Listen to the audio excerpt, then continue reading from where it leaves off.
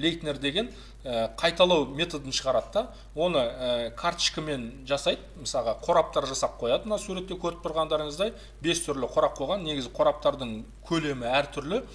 Егер бірінші қорапқа мысалға жаттап или үйренген нәрселерін салып қояды да, егер ертесіне еске түсіре алса, екінші қорапқа өтеді. Одан кейін тағы еске түсіре алса, үшінші қорапқа өтеді деген сияқты. Ал ұмытып қалғандардың бәрі бірінші қорапқа кетеді, қайттан қайталау керек болады. Яғни осындай қайталау жүйесін жасап шығарғанда Лейтнер деген ғалым.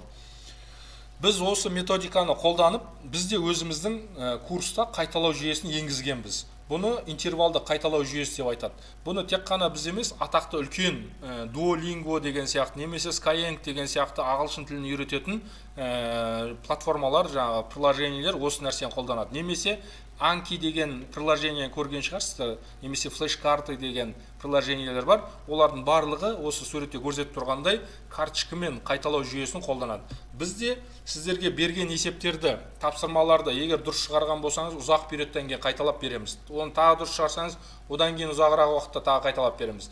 Қате шығарсаңыз, ертесіне қайтып шығады. Яғни бір тақырыпты до конца үйренбейінше, ол тақырыптың есептерінен құтыла алмайсыз да, сіз әбден майын ішкенше дейін сол тақырыптың сізге ол тақырыптың тапсырмалары келе береді. Сіз әбден үйренді дегеннен кейін барып қана ол тақырып сіздің базаңыздан шығып кетеді.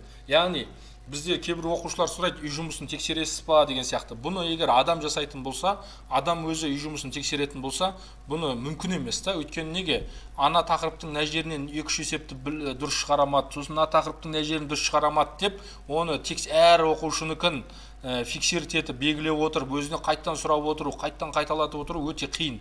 Бізде тек қана жалпылама береді кәдімгі курстарда, немесе мектептерде. Общий қайталау болуы мүмкін, бірақ басқаша бола алмайды да. Мысалға қалың бір кітапты оқып алған болсаң, бәрін бір қайталау, ол неэффективно. Маған тек қана білмей қалған жерлерім, или білген жерлерімді белгілі бір периодпен қалай қайталау керек екенін білу керекпін. Бұның барлығын эффективті түрде жасайтын ол алгоритм, ол программа арқылы біз сізге соны қайталауды беріп отырамыз.